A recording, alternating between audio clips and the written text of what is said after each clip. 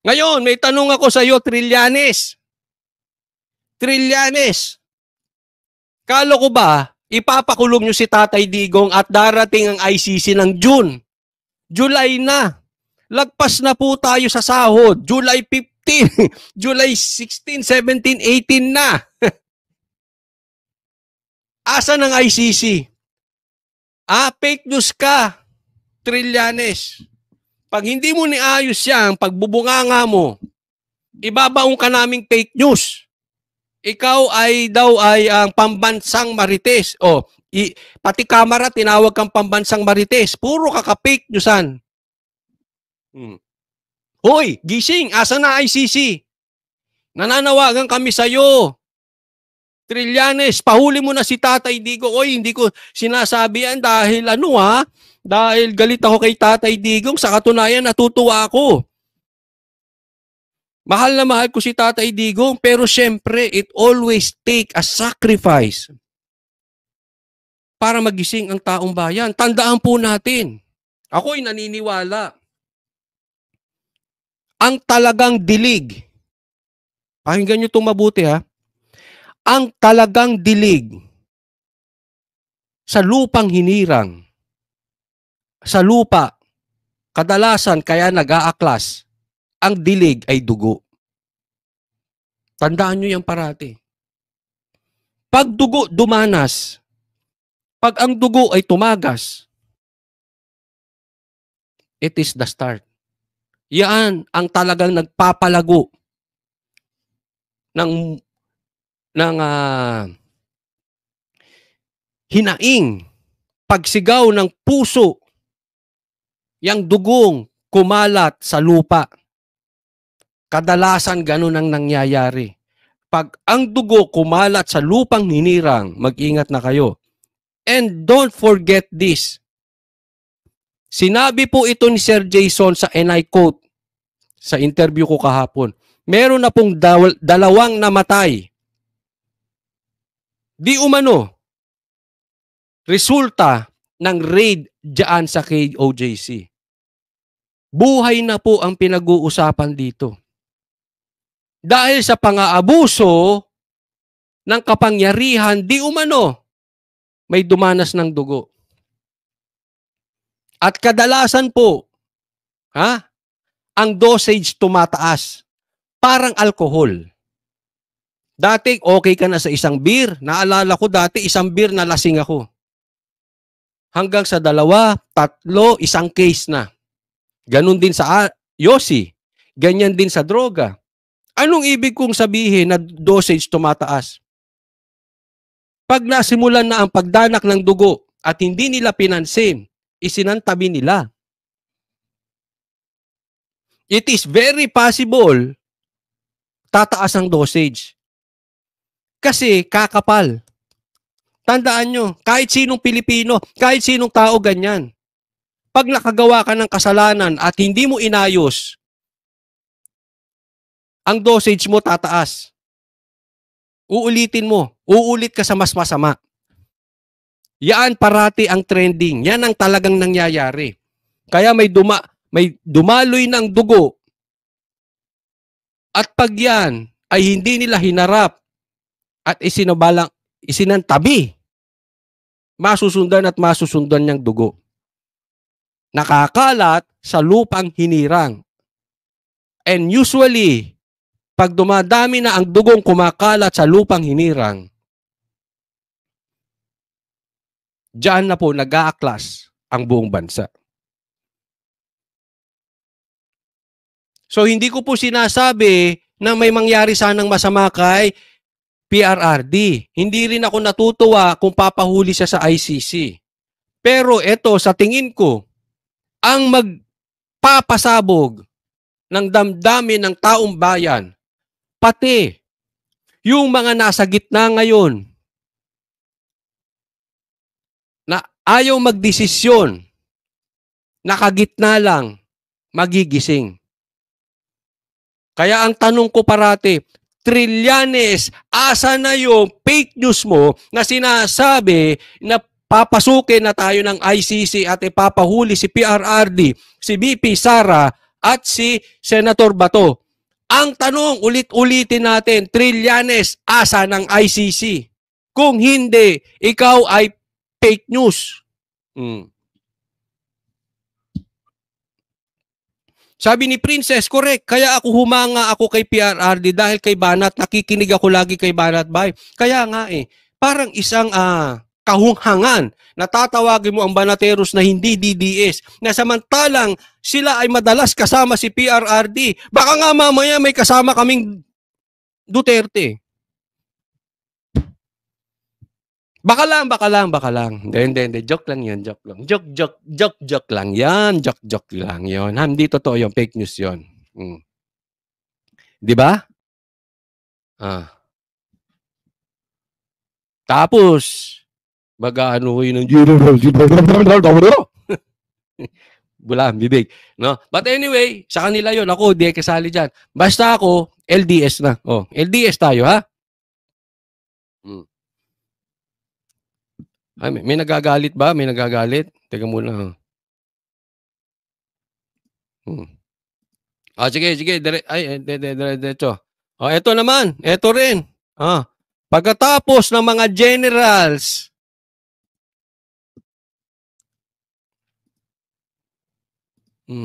ito rin. Nag-walk out. Ayan, basahin natin, ha? News update. Nilabas po ito ng SMNI. Lakihan natin. Baka hindi nyo mabasa Coach Oli, kunwari ka pa, ikaw hindi makabasa. Ito po ay ano ng SMNI, nilabas ng SMNI. Yan na, nawawala na yung aking cursor.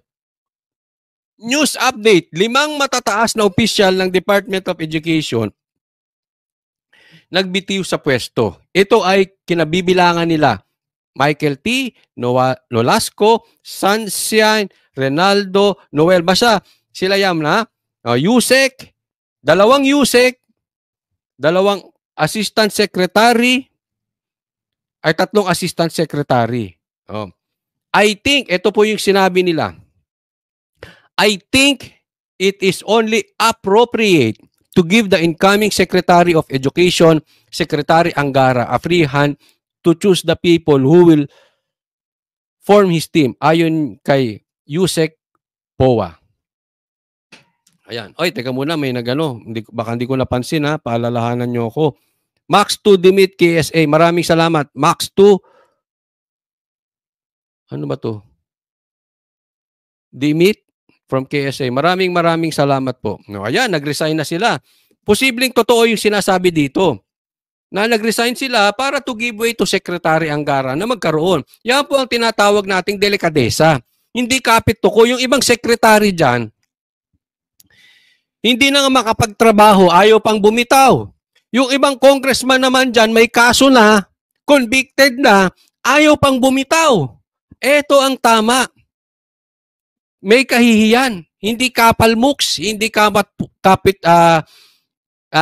posisyon, kapit tuko sa posisyon. Posibleng tama din yan, yung ginawa nila, nang sa ganun, makagawa ng sariling team. Pero alam mo, pwede namang hindi. Pwede silang hindi mag-resign para sa akin, Antayin na lang sila itanggalin. Diba? Pero, paganda rin ito. Tama din naman. Ibig sabihin, pinapakita nila yung kanilang karakter. Pero sa isang banda, ito, tingnan nyo ngayon.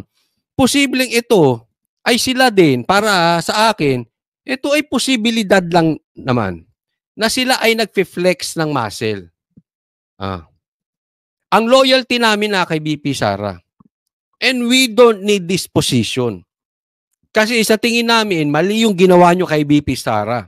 This could be a strong statement na ayaw nila at mali at ginawa ng kalukuhan at katarantaduhan, etong ginawa kay BP Sara.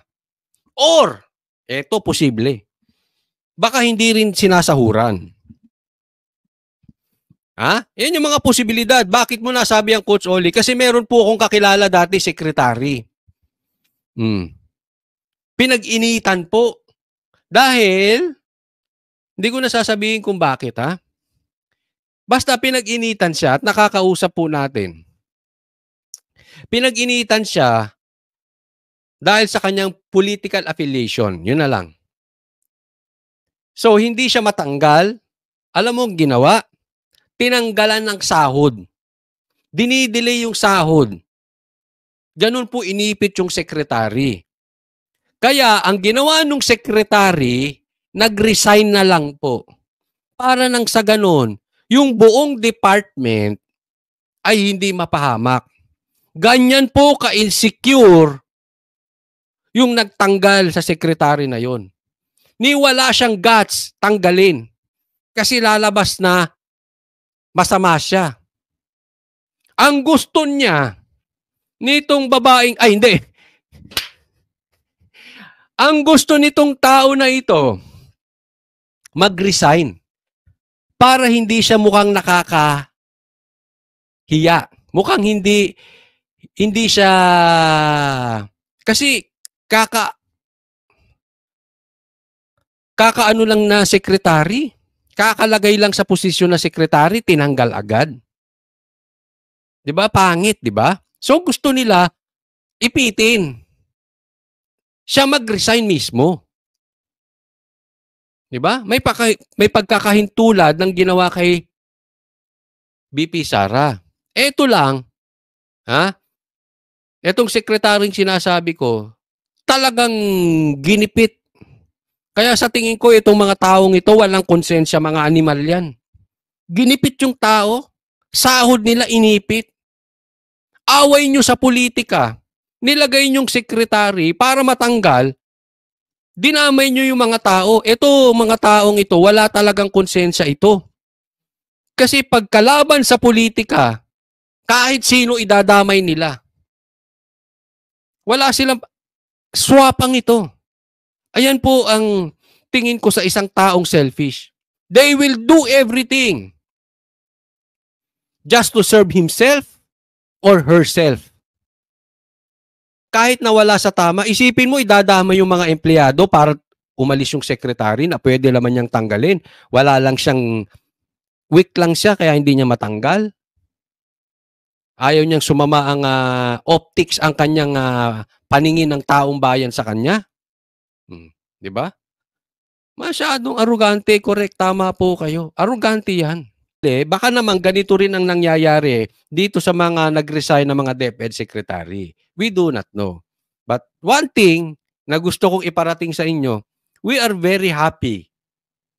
Kasi nag-declare po si VP Sara tatakbo 3 Duterte. Si Basti, nagparinig, pumapasok na sa isip niya na interview ng SMNI. Tapos, nag-walkout ang generals. Tapos, nag-resign po mga taga-DepEd.